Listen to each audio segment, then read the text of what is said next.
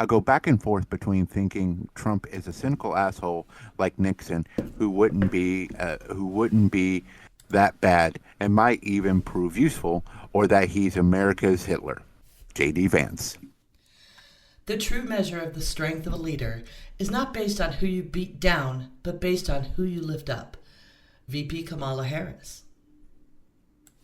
Welcome to Heresy and Hearsay, a podcast to reclaim faith in the context of political discussion. I'm Reverend Barney, and you can follow me on most of the socials at Seth Roth II. Heresy and Hearsay has a Patreon site where you can find us at patreon.com/Heresy and Hearsay, where you can find our past shows and a way to help us. Just $2 a month goes a long way to make this humble show. And my co-host, the birthday woman herself, September. Hi, this is September, also known as 9 of 12, also known as the person who just pronounced Kamala.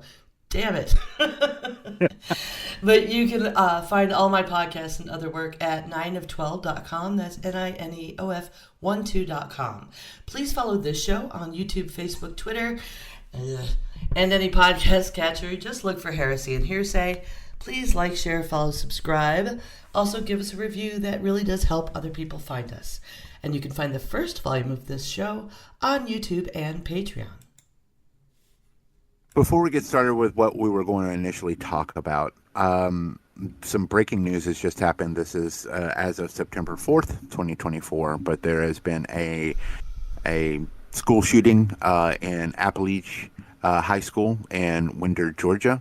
And I know this sounds contrite, but it's not from us. That we're sending our thoughts and prayers to the students and the staff there. And this is a breaking story, so I don't have any other details other than there's possible injuries and everything else. But hopefully once we get VP Harris into the White House, we can do more than just thoughts and prayers and stop this from happening, or at least make it less likely. So for today, and I wanted to say that real quick. Now, for today, we're going to be going over who J.D. Vance is and looking over his political career thus far.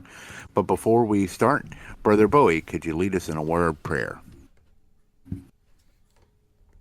Our Father, who art in heaven, hallowed be thy name. Thy kingdom come, thy will be done, on earth as it is in heaven. Give us this day our daily bread, and forgive us our trespasses, as we forgive those who trespass against us. Lead us not into temptation, but deliver us from evil. For thine is the kingdom, the power, and the glory, forever and ever. Amen. Well, So, we forgot our other sound clip earlier. oh, we did. Oh, wow. I forgot to put it in, didn't I? That's Uh-huh. my fault. Well, we're just firing on all cylinders That's today. fine. Everything's fine. It's fine. It's everything's fine as the fire burns around us. Anyways, so I want to start. I read part of Hillbilly Elegy before. If it was in a physical copy, I would have thrown it across the room screaming at it, because it got to the point where I was just very frustrated with it. First off, and I don't know if this is the case in Kentucky, so I am only going from my personal experience of growing up in the Appalachian Mountains of North Carolina, and growing up in a small little. It wasn't even a city or a town or a village. It was what's known as a community, which means it doesn't have its own government or whatever. It is controlled by the county, and it's called Leicester. And I grew up in this little small backwoods part of North Carolina in the mountains. And being called a hillbilly was an insult to the max. It was, especially someone that was not from that particular, not from the area. But even towards each other, it was derogatory. That basically you're being stupid or you're being an idiot or whatever. So the term hillbilly, and he uses it a lot in that book, drove me absolutely up the wall. And it was, and secondly, the thing that I took away before I gave up on the book, is, and we'll go into more detail about it, but there was this undercurrent of disdain and lack of respect for working class and working poor, due to the fact that he would quote studies that were outlier studies about how the working class basically weren't very imaginative, or weren't as far as like expanding their horizons, or they were lazy, or anything like. Yeah. Hold on, because you're getting way into it. I'm sorry. To be fair, at the beginning of the book, and I only got 3 chapters in before, I don't know if my ire shut it down, but it stopped working for a while. So he does address right at the beginning of the book that calling people hillbillies, rednecks, the number of terms used for that lower working class are slurs or have been, and like how he was going to use it. He does set that up. He doesn't use it derogatorily. He's, claiming it as what he was called from because of the situation he was from. Right. No, I get that. I did. Here's the thing. I didn't have the book that I had did not have the introductions. So I had to. So if that was part of the introductory I was listening chapter, to the one. No, I was listening to the one you sent me, dear. Okay. Okay. So it was in there. I'm just saying. Okay. He did explain that, but I get to the other points you were making. The ire, because although he kind of put that disclaimer forth explaining the terms and where they are rooted and how he's going to use them in the book, he does go on to make the same sort of derogatory assumptions. And this book was before he became Trump branded crazy. Or filthy, because he's talking about his beginnings with his mom being substance abuse, and his dad's abandoning, and then being with his mama, but he's glorifying their violent vigilante justice is the right way to do things, right? And then talking a lot of this pull up by your bootstraps.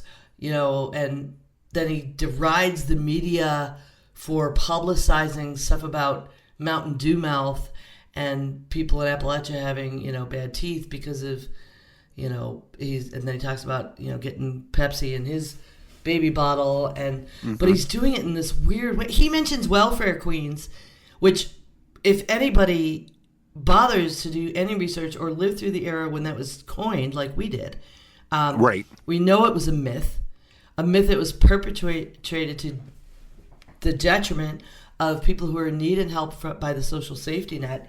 And Vance goes on and on about, because of an example he gives of some guy that worked at this job he worked at who took long breaks all the time and then wondered why he got fired, and people are just lazy and they don't want to work, and that's why they need welfare, and talking about welfare queens.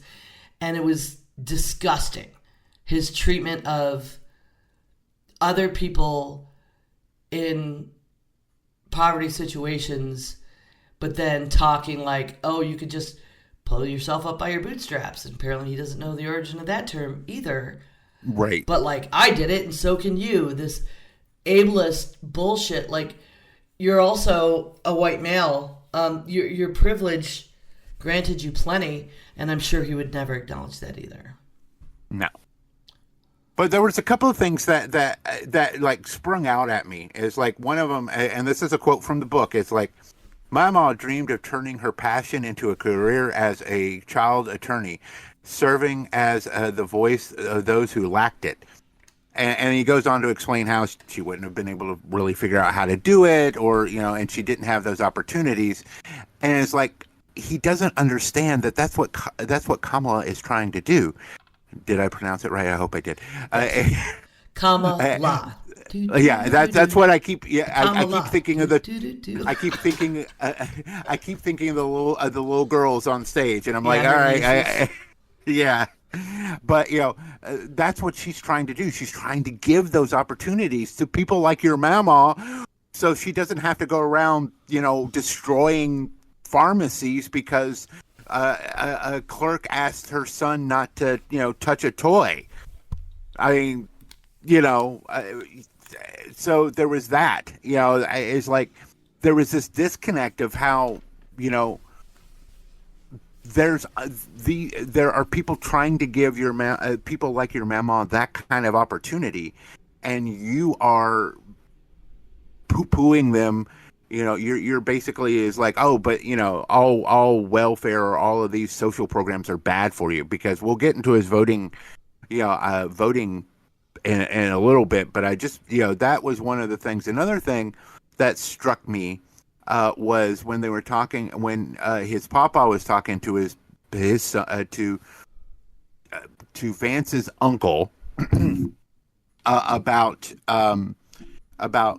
going to school, because that's what they wanted him to do, and not taking a job at the steel mill.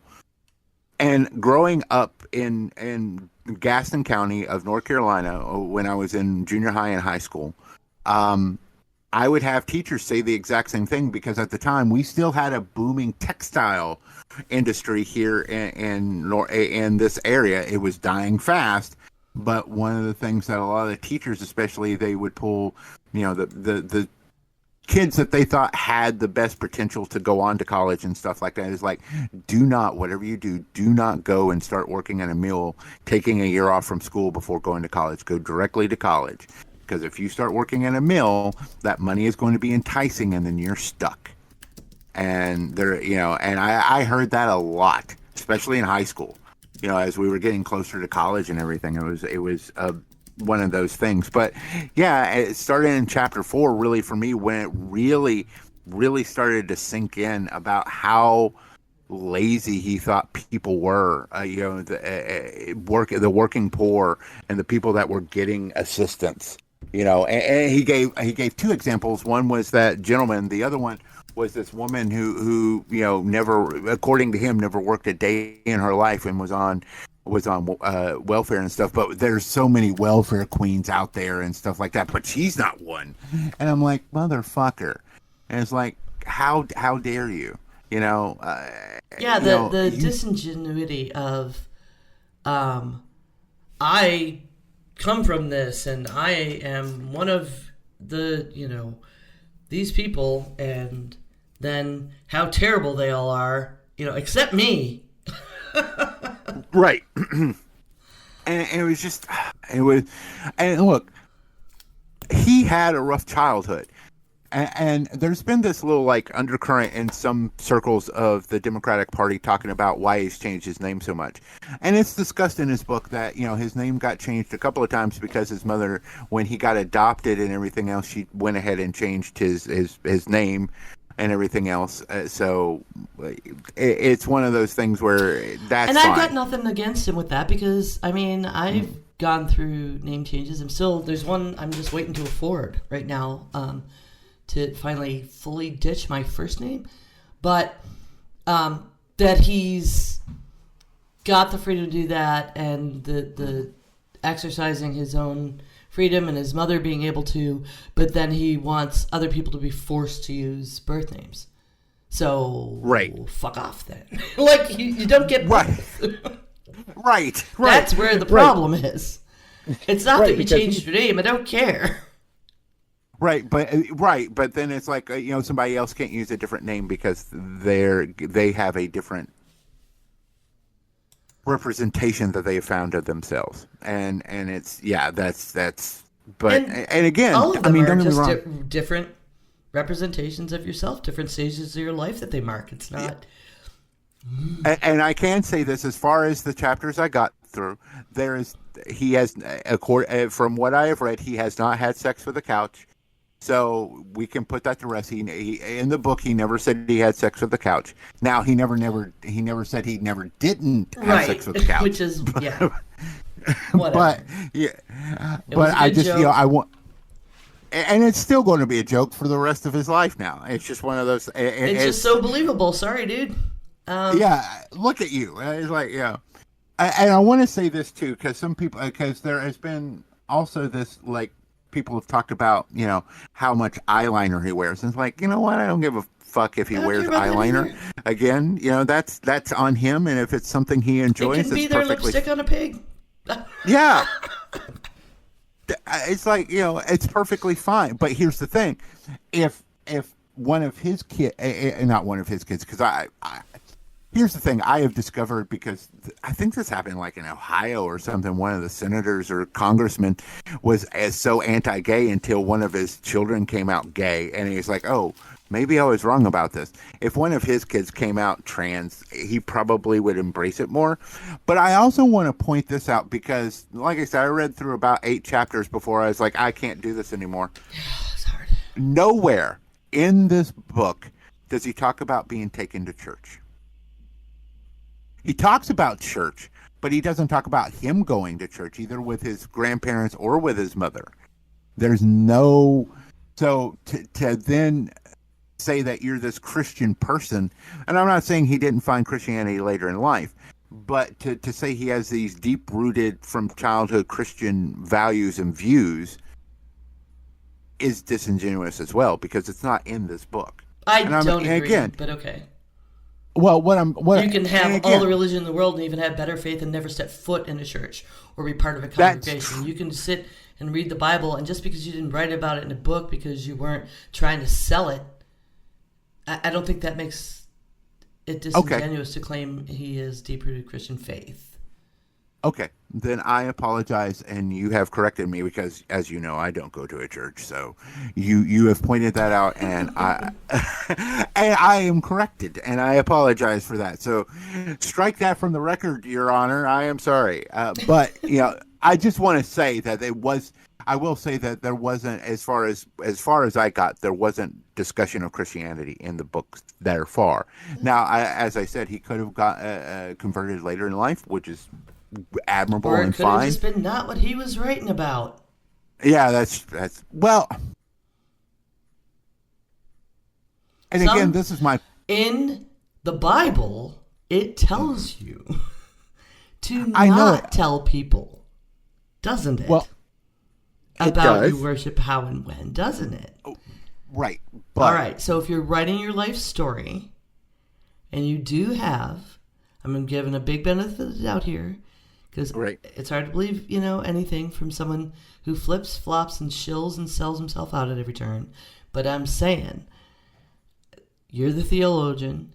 I know you know better than to be making that kind of judgment because he didn't write about it to question his faith on that ground. Okay, so I'm not questioning his faith on that, but but there's a cultural side to that.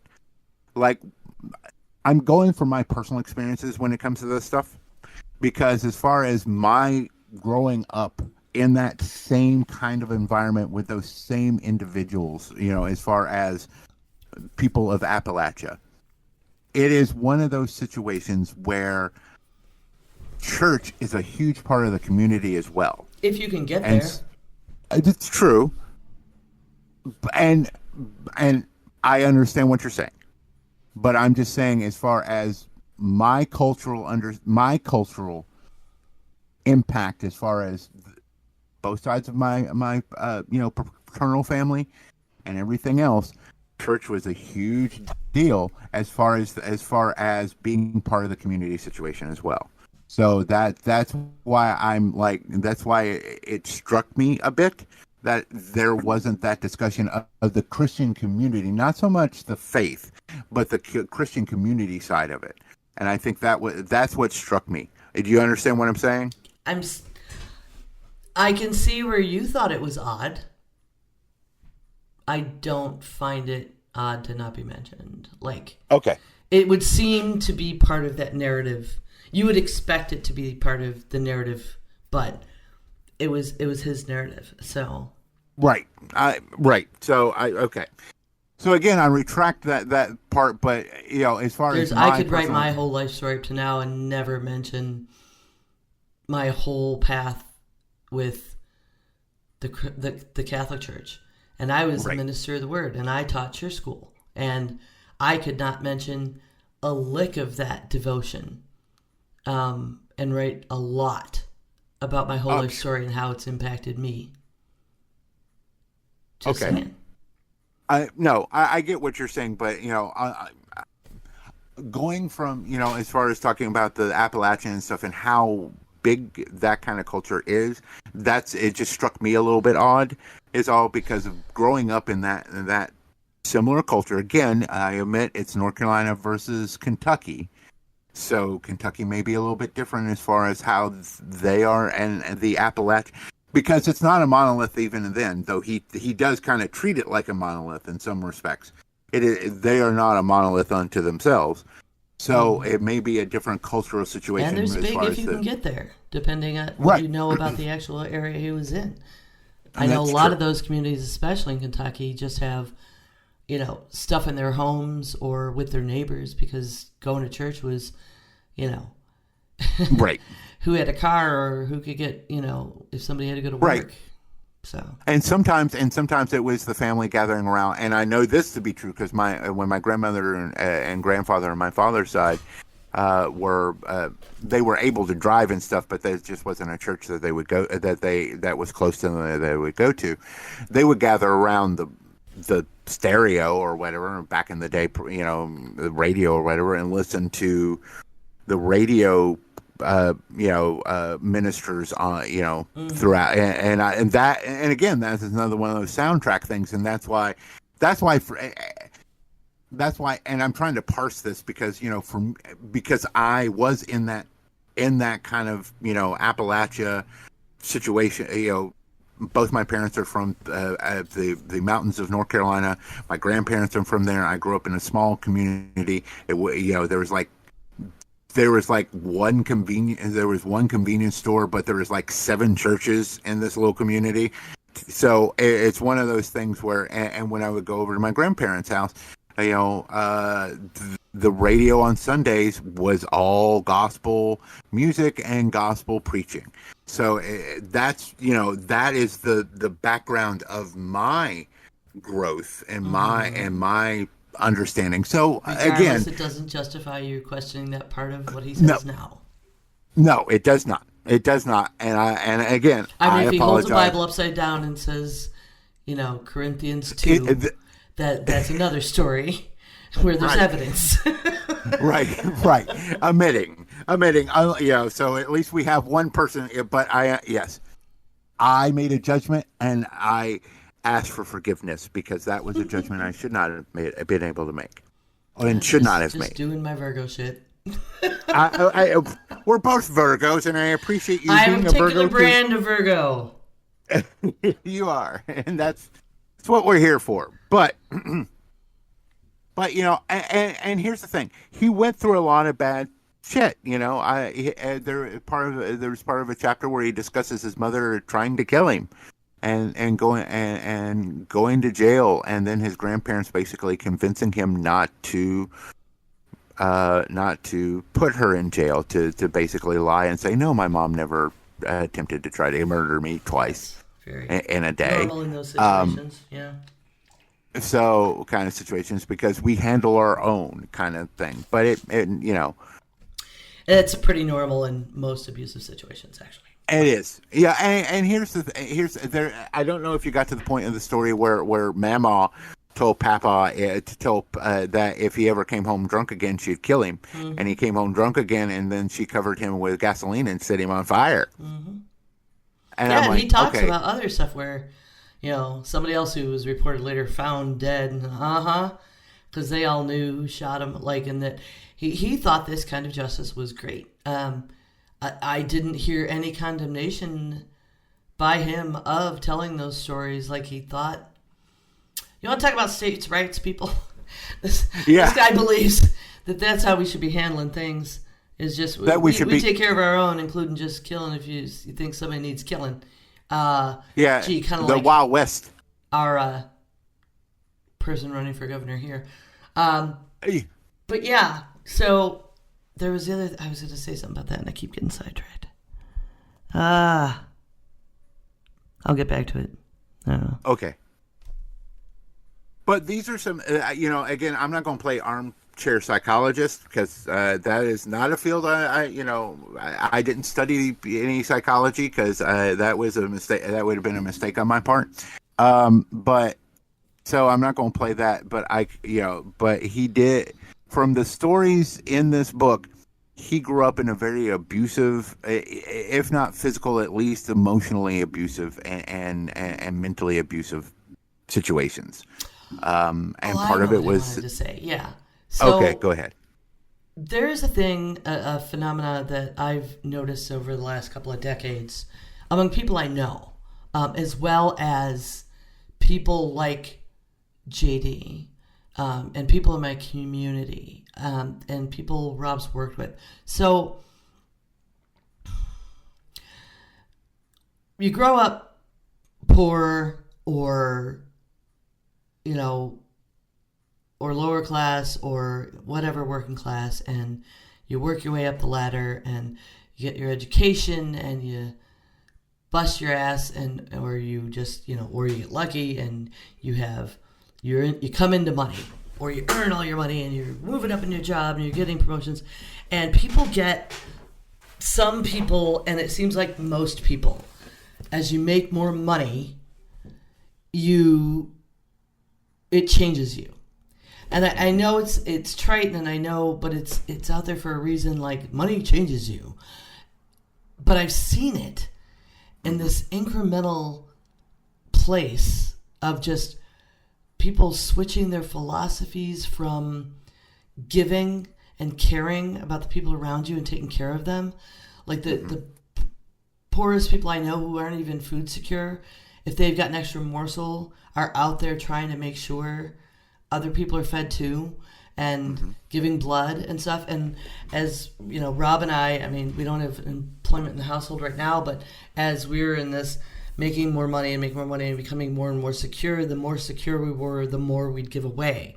But countless others I know, I've watched them change into, oh, but I got mine and I did it, so you should be able to do it, and you're just lazy, and these people don't, and just this dismissive attitude toward people who are where they used to be, and not feeling any responsible to help anybody up.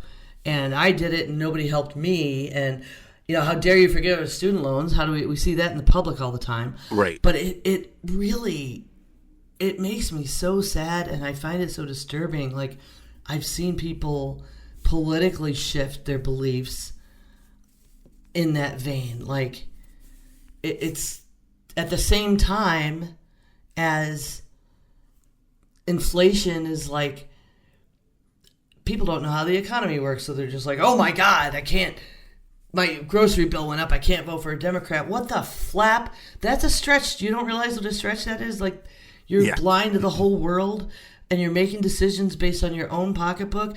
How about you can at least still afford groceries, so cut back and take some shit to the food bank. Like, that's how I think, and I wish it was how everyone thought, but money does change people, and I'm saddened and sometimes angered. And it's hard to listen to this J.D. Vance book and not be angered at that pull yourself up by your bootstraps and I did it and you're just lazy bullshit.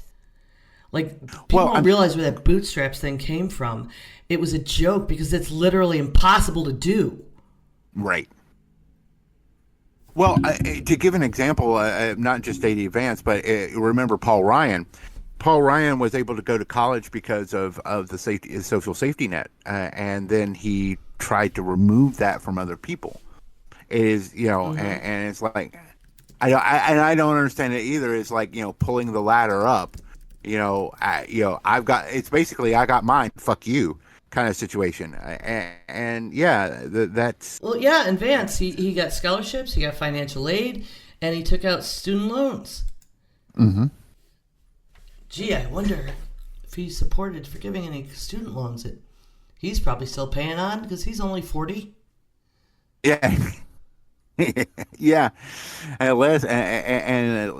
if you go back to college like I did, I've got $50,000 worth of student loans. So and that's they'll bury me with student loans. That's just how it's going to be. So, but yeah, it's You should be eligible I for some forgiveness. well, I did apply for some, so but it's fascinating to see that kind of thing, and also, like you said, very disheartening and very sad, kind of thing. I remember getting into a heated discussion with my cousin. He was a skilled carpenter, very good at it, and this is when the ACA was in full effect and everything else. And he was complaining about how he wasn't able to get health care from his job. And I said, well, maybe you guys should unionize. And it's like, or maybe I should quit so I could get free health care. And I just lost my mind because first off, this was at Thanksgiving, and I'm like, I am not doing this on Thanksgiving. I come up here 3 times a year to see my grandparents. I am not doing this during Thanksgiving. But secondly, I was like, it's like, if you want to have this discussion, come outside. We'll have this discussion. He didn't come outside, but yeah, because I'd already rattled the entire trailer when I slammed my foot down. It's like, look, I am not having this discussion today. It is Thanksgiving. I'm here to spend a wonderful time with my family. But on the same thing, it's like it just made me angry about that. It's like, the only reason that I have health care right now is because of the simple fact that, our governor, Roy Cooper, said, I'm not signing a budget until we expand Medicaid. And that happened in December. And that's why I got a letter in December saying, yeah, well, we'll let you have Medicaid. And it's like, and now I'm a lot healthier now. I'm a lot better off than I was a year ago, 6 months ago. Kind of situation, because I'm seeing a doctor on a regular basis and making sure everything is okay. Mm-hmm. And it's like, would I love to be able to work on a normal basis? Yes, but I can't. Right. And but I did work. One of the things J.D. Vance said in the book was, it's like, there's this guy on assistance, and his kids, and says he's never worked a day in his life. He probably has never worked a day in his life. It's like, how do you know? Have you actually sat down and talked to him, or was that a judgment call? Just because his kids said that doesn't mean it wasn't true before the kids came along, kind of situation. And yeah, like your kids know everything about your finances because you tell them all that stuff when there's such shame attached to it. Right. Right. And he may not be able to hold down a job for a myriad of reasons, but he can't. And so he's able to get disability. So, how about... Like, disability is easy to get. Right. No. Right. Because I'm trying to get it. I've had friends of mine, my partner, rest her soul, was trying to get it, and she had really bad fibromyalgia to the point where I took her to the exam, where she was having a really bad flare-up, barely could walk. The clothes touching her skin caused her immense amount of pain. I watched the doctor touch her hand gently, and she winced in so much pain, and she was hiding it. And I told her, it's like, don't hide the pain. Let them know. But they still turned her down the first time. But it's a common thing. Mm-hmm. They turned down my father, who was having liver failure for the first time. And I had to call the lawyer that we had on record already, and have them calm my mom down, because she was just so livid. He is like, he can't even get out of bed today. And it's like, and they turned him down. It's like, yeah, here, talk to my mom. But it's like, it's so easy to get on. It is so easy to get Medicaid, or it's so easy to get, food stamps or whatever. And it's not, and it's ridiculous. That he got all this assistance and help to go to college, and then to go to law school thereafter, and make a better life, which I'm glad he was able to make a better life for himself. But that doesn't mean that other people shouldn't have those same opportunities. And he, and he considers anybody else that isn't him lazy because they got all these, assistants. And it's just It's gross. really disgusting to listen to. It really is. Yeah. It's like, I don't understand how people like that can't hear themselves. Oh, and both me and September want to say that we have not. This book was found on the open seas, and so no money went to JD Vance. We want to make sure that you understand we're not we're not giving him any money. That I just happened to have been in a rowboat, and there was this book there, and it's like, oh, it's the It's Hillbilly research for Elegy. fair use. Yeah, yeah, like yeah, kind of situation. But let's move on to his political career You because could he have was said not. the library, you butthead. Well, Trying to I get don't. yourself in How trouble. am I getting to? I don't have a car. How am I getting to a library? You can download stuff from the library. Oh, I can, can't Oh I? yeah. Yeah. Except I For owe them future money because reference. because I wasn't able to return a couple of things. I still have the CD in my CD player right now. Oops. I'm bad at this stuff sometimes. I apologize. Anyways, point is, we did not give them any money. So I want to say that. But let's move on to his actual political career, which he started his political career and he ran what in 2020? Is that correct for Senate? If I remember correctly, he started in 2019, ran 2020. Yeah, So this is done where we're much. getting. Yeah, no, He's he, go ahead. No, I just said he's new. Yeah, he's the freshman senator from Ohio. I'll be perfectly honest. After this campaign and everything, if he makes a second term, if he runs for Senate again, which he may not, but if he runs for Senate again, I doubt he's going to make a second term. Because he is embarrassed the state he's from. Well, And yeah, especially after their second insurrection attempt that I expect. So yeah. So, but so luckily he only has 3 page. We will be posting a link that has his voting record, so you'll be able to see his complete voting record. And it's from it's Just Facts Vote Smart. They are a nonpartisan. They just list what the voting, and they don't go into any of the politics about it. They just list what the voting is and what the bill is that was being voted on. But there's a couple of things that and his interviews and everything else and this persona that he is projecting, the Hillbilly. By the way, thank you, Hal Sparks, for that term. I will use this quite often from now on. But the Hillbilly basically projects this persona of being very family oriented and everything else. But it's traditional families, and as we'll get into some of the articles, it's very traditional, as in you have children in a traditional way too, not adoption, not surrogate, not IVF. It is traditional way of having children. But on the same thing, it's like he didn't show up for votes for the Kids Online Safety and Protection Act or the tax relief for American families and also the Workers Act of 2024. And then he voted against the Reproductive Freedom Act for women because he doesn't believe that women should have the right to control their own bodies and when to have children.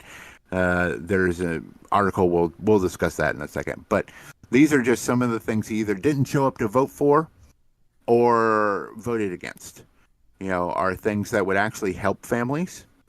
And then he doesn't. He voted against the child tax credit. And okay, why? He wants to help families, and he says that families are important and that they should get 2 votes, or that if you have children, you get more votes than someone who doesn't have children. Fuck you, kind of situation where but then he won't help families to be families. Yes, things are expensive right now. We're coming off of a pandemic and supply chain issues. And then there was the avian flu issue that happened where, a lot of chickens died and all of a sudden, eggs are more expensive. So you're going to have that issue. but then you're not willing to help these families be able to feed themselves and everything else. And I don't understand that logic. If you're wanting them to have kids, but you're not willing to help them pay for the kids or get them to college or whatever, is it just that is it basically what Carlin said, that, from conception until birth, they want to be all up in that womb, but as soon as the child is born, it's like, fuck you, do your own thing until they turn 18, and it's like, oh, you should join the military. Help me with the leaps of logic that I am not making here. I just can't. Okay, thanks. I was trying to hope that you would talk so I could have a sip of water. Well, take a sip of water won't kill anybody. Anyways, so, but there are more stuff coming out when he was running, where he would do interviews with these podcasts and stuff like that. And the most recent one has come out as basically how he denigrates women who have had IVF, because he says, the phraseology was that he was talking about how they focused on their career until they were older women, and then and would at that point may have a little bit more problems conceiving a child or whatever, and needed IVF. And I'm like, that may be true, that may be a possibility. Or it could have been 1,000 other things. Maybe they didn't have the right partner that they wanted to share the rest of their lives with, either by marriage or just by, when you have a child. Or they were trying and trying, but it turned out to be their husband's sperm count. Who wouldn't go get that checked? This isn't right. like a female-only bull issue. Right. That's just disgusting to put forth on his part. Done. No, seriously. No. That's how I feel. I feel the lid on that. He doesn't have a uterus, and he needs to shut the fuck up about it. Sorry, I know a lot of people have gone through IVF for any number of reasons, and he's just an asshole. Right, ignorant and it's about like, it. Well, it's like even it's like Tulsi Gabbard who just endorsed Trump. And she tried IVF and it didn't work for her. I know someone personally who tried IVF and it didn't work for them, and they were completely heartbroken about it. But it wasn't because it wasn't for any reason as far as it just, they didn't wait until they were like in their mid 30s or early 40s, whatever. That's fucking bullshit, whatever. It's just for whatever reason, they weren't able to have children. And just because a woman can't have a child, or their partner, as you said, it could be a problem with their partner, and the partner won't get checked out because my sperm's perfectly fine. I have known way too many men like that, as well. So, but. And heaven forbid you prioritize getting an education before you start your family. Like, just right. Well, him and his wife got an education before they started a family. Mm-hmm. They weren't popping out children while they were both in law school. They waited. So what the fuck? There's just a million. Yeah. I'm really having trouble talking about this. I can't. I get big mad. I'm big mad. You're allowed to say what we're not for kids. We're not monetized. It's perfectly okay to say whatever you want to. Nope. But yeah, so it's that situation, and then basically to dehumanize those women who can't have children naturally for whatever reason, or who don't want to. He doesn't value women in any way. Right. I mean, I do not have children. It's perfectly fine that I decided not to have children because my one of he my thinks you shouldn't be able to vote if you don't have children. Yeah. The fuck? Or you can't. Or He's you can't be fixated on children. Is he a pedo? Stop. Or you can't be a teacher if you don't have children. Oh my God. Because we don't have a problem with the teacher shortage.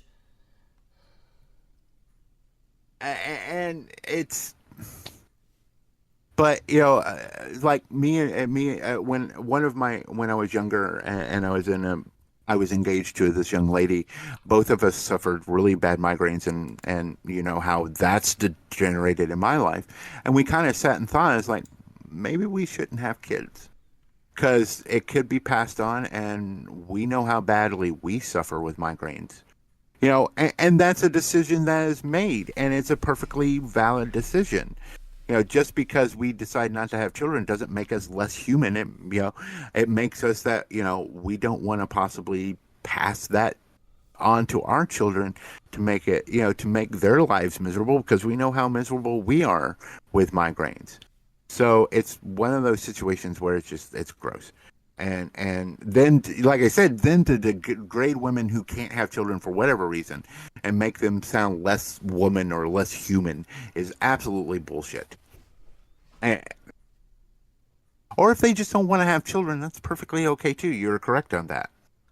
You know, it's okay if you don't want to have kids, but that doesn't make you less of a person as a man or a woman. You know, anyways, let's move on from this topic before September's heads explode like in scanners. I'd rather not have that happen. But there are other things that he has problems with. You know, I remember when he was first picked, and he did it, and he went back to Middletown to do a rally, and I watched that rally, and I was like, first off. And there's so many examples of this, but first off, he comes off as disingenuous, not even human. There's no like empathy or connection. There's no human warmth to him. It's disconcerting, and it's showing in the polls that he is the worst VP pick since Sarah Palin, and that's saying a lot. Yeah. You know. Yeah, most unfavorable. Rated. Yeah. But he's, you know, and it's like, you know, check out the clip of him going to a donut shop in Georgia and how awkward that is and how uncomfortable everybody is, including him. Right? And yeah. It's a great comparison to seeing Roy Cooper take Tim Walz to Cookout and like, this is how you human. Yeah. Well, this weekend, Tim Walz was at the Minnesota State Fair, as he goes every year to, you know, and everything else, and just the little clips of him interacting with people, because there's a lot more people that's going to interact with him now, you know, because he's the VP pick. But even when he was governor and everything, and him getting like, you know, he one of his posts was like, breakfast in the morning of a pork chop on a stick. And I'm like, you know, how cute and how charming is that, and everything else. But are you skipping over the Catholic Herald article you put in the notes because it's not saying what you thought it was saying? I misread that. Yeah. Thank you for pointing out that I am flawed sometimes when I misread things. So yeah, that will not be part of our discussion today. So yeah, I misread it. That's my bad. When because I have such weird sleep schedules sometimes that sometimes I'm reading something at 3:00 in the morning and I haven't had enough sleep and I'm in pain and I misread things. So I apologize for that. But you know, like his favorability ratings are just absolutely in the tank as everything else. He is I honestly think he's dragging the Trump Vance ticket down, making the voting even worse. I think in a lot of respects. If not that Trump isn't helping that cause as far as sinking his own poll ratings, but you know, Vance isn't helping, and that's kind of what a VP pick is supposed to do, is kind of help a little bit, be a good advocate for the top of the ticket, but also, you know, not damage the ticket. And Vance is doing everything but damaging the ticket. So like I said, if you wanted to pick somebody that was going to be connected, that could connect to people and everything else, and be of the people, quote unquote, because that's what this book was supposed to be, or this kind of feeling was supposed to be about him. Everything else, they have failed miserably, because it's like basically having, this is how you human, it's like, an automaton or an alien that's like from, Men in Black, where an alien is just taking some guy's skin and walking around trying to be human. That's how I kind of feel about it. It's like, is J.D. Vance really a lizard person? He's very awkward. It is. But okay, we should let JD and the Lazy Boy catalog go and have a bit of peace, and let's go ahead and do the carrot and stick.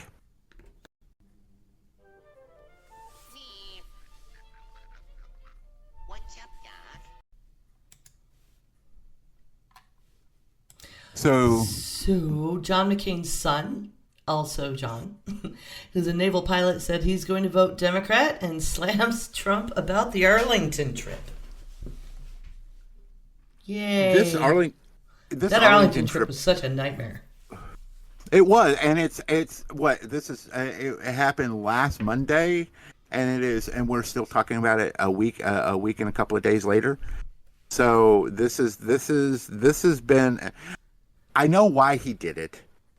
I know why the orange Mussolini. Why he thought it was a good idea? You mean? He thought it was a good idea because he was getting all this bad press about the statements he made about the military and I'm sure no one can tell him any different, because he just knows everything. Right. But unfortunately what happened is it made it 1,000 times worse, where he's losing even more of the military vote and everything else. When nonpartisan military groups are going, fuck you, and it's just bad for him. And it's one of those things that makes me angry. And every time, there's new revelations that come up about it, I'm just going, holy shit. How could you fuck up this badly? Especially with veterans. It's like, because veterans typically, especially older veterans, typically are more conservative in their voting. And when you start losing the VFWs and all of that kind of stuff, you really are fucking yourself royally.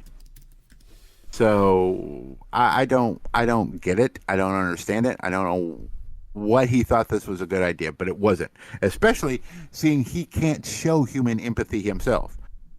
He's never shown human empathy. So to then go to this and try to show solemn whatever, it's just, and of course they turned it into an ad which slams Biden for the Afghanistan, us leaving Afghanistan, though he had already set that in motion by allowing 5,000 Taliban people to be freed, so that and everything else. But he wasn't going, and we were going to leave by a certain day in March, but he didn't do any of the work, so Biden had to do it all, and it was going to pull a Band-Aid. And it wasn't even the Taliban, it was the ISIS, the caliphate that he supposedly destroyed 100%. It was someone from ISIS-K is the individual that did the bombing. Mm-hmm.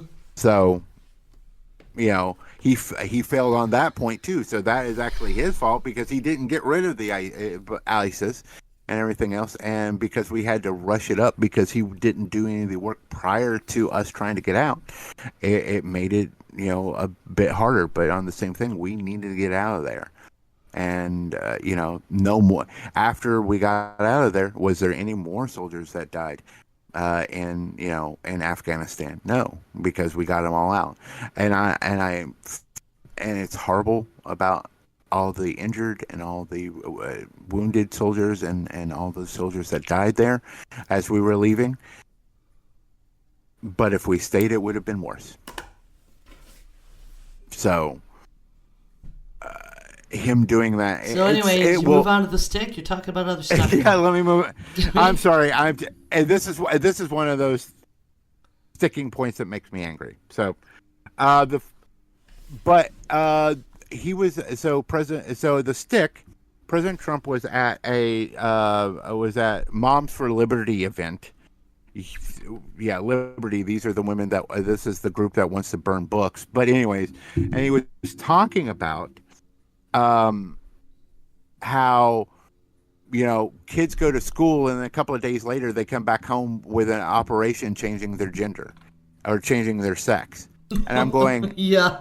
I, Holy I'm like, crap. I watch this, I'm like, what the actual fuck are you doing, sir? yeah. This is not happening. And I know people that believe some crazy shit about little kids being forced to have gender surgery. Like, this is, and this, like, you, what? What? Yeah. Extremely dangerous. Like, he Extremely literally dangerous. said out loud that, parents are sending their kids to school and the school's deciding and they're coming home having had the surgery. What the fuck? And he's feeding these gullible people who are like, oh, well, yes, we definitely need to abolish the Department of Education. Like, holy shit, the crazy is real. Yeah. Yeah. And it was, and he also made the statement, prior to that, he also made a statement that they feel that that teachers should be, calling parents if their, child is showing any tendencies toward, being a transgender individual, being non-binary, which, or which falls under the trans umbrella, or anything like that. And I'm like, no, for several reasons. One of them is like, maybe they only feel comfortable doing that. Either A, the parents know and they're perfectly okay with it, which is fine, or B, the parents don't know, and if they find out, this is, that is extremely dangerous because you don't know what kind of situation that child will walk into. You don't know. In some cases, at best, they're just thrown out of their house, and at worst, they're beat the fuck up by their parents because, how dare you do this? So it is so much better not to tell and everything else.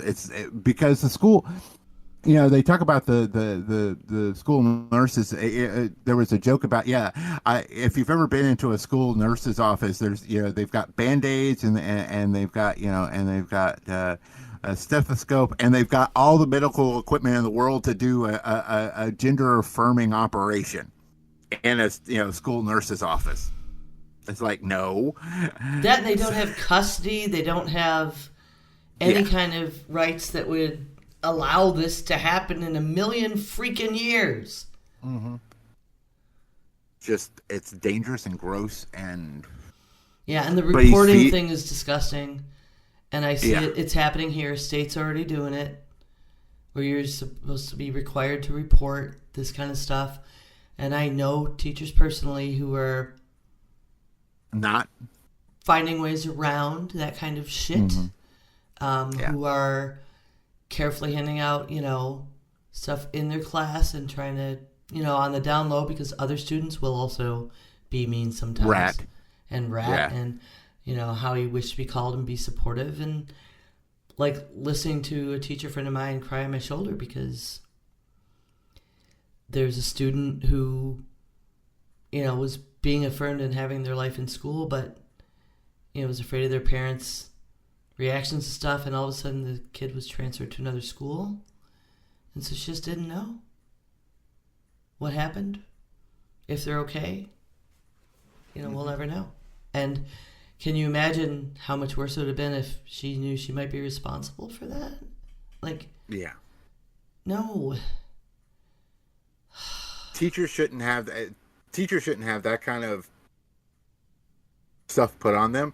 Just like teachers shouldn't have to have the stuff of carrying guns in school, to protect the kids. All of this kind of teachers. I think on one hand, I can count the number of teachers that really didn't care. And it is like 2, I think, out of my entire career of both high school, elementary school to high school, and even into college,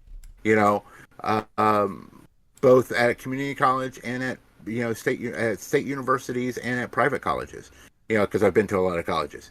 So, I have, experienced like two that didn't care. All the others cared deeply for their students and loved their students, and they don't get paid enough, as we all know.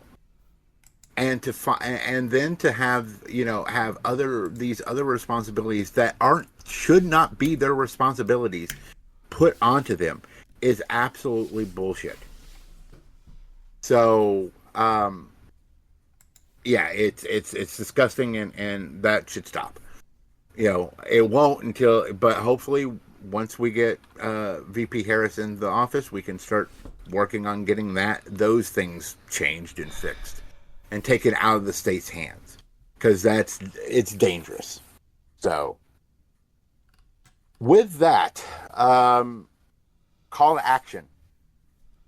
Find an hour or hour and a half, because I noticed they typically do 90-minute windows, but find an hour or an hour and a half of your day this week to where you can work the phones or knock on doors. We're going to post some links. Myself and September are working on getting some links for everybody, but we'll post some links for everybody. One of them is events.democrat.org, events, and then a bunch of numbers. It's 664004. You can also go to www.mobilize.us, and that would be a good place to also get this information. Yeah, that's a good way to find local events if you want to, be maybe working with neighbors and stuff. Although a lot of them are phone banks, you can do them from anywhere, from your home. Mm-hmm. The 90-minute window is generally an hour of calls and about 30 minutes at the beginning. That's a training. Okay. Like, here's how to use the phone system and getting you set up. And sometimes some really cool stuff. Like, yes, last night there was a neat event with an actress who was on The Good Place and stuff. I did some great ones in 2020 where we had really famous people like Mandy Patinkin show up at the beginning and hype everybody up to make calls with us.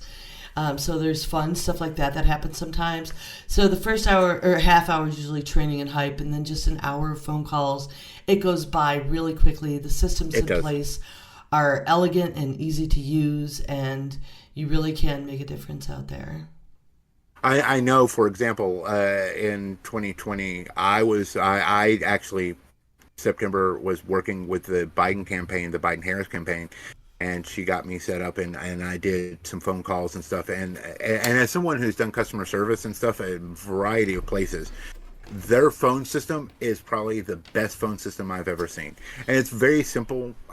They don't want you to argue with anybody. They're just going to ask you, you just ask a couple of general questions, and then and if they answer in a certain way, then you tell them, hey, this is where, and the system even tells you where they, as far as this individual that you're calling, where their local precinct is, where they can vote, the early voting times as well, and everything. Yeah, it's so effective in that way, because you can tell them if they have any questions.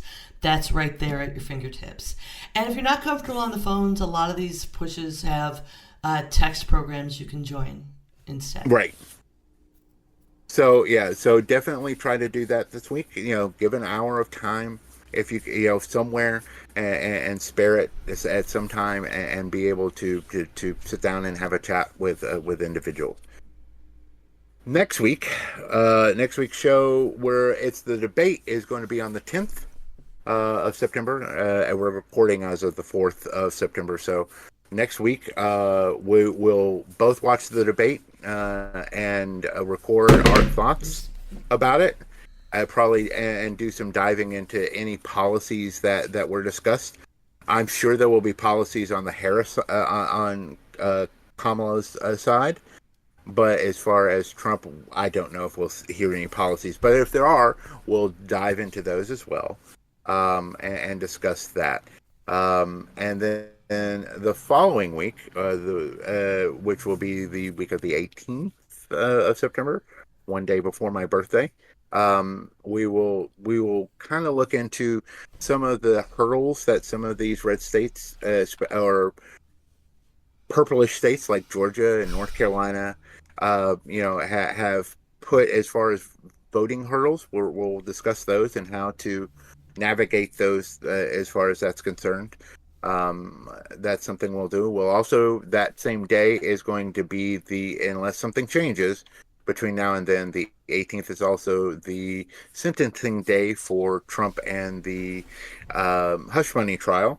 And we'll discuss that as well. And if that news breaks by the time we talk, but until then, I want to thank you for listening to and joining us here at Heresy and Hearsay. I am Reverend Barney, and you can follow me on the socials at Seth Roth II. You can also find the show on Facebook, Twitter, YouTube, and any podcast catcher. As well, just Google us. And I'm September. You can follow me on my website, 9of12.com, connecting to all of my content. And please check out our Patreon page at patreon.com/heresy and hearsay, where $2 a month can really help keep us going. So thanks for listening today, and bless your hearts.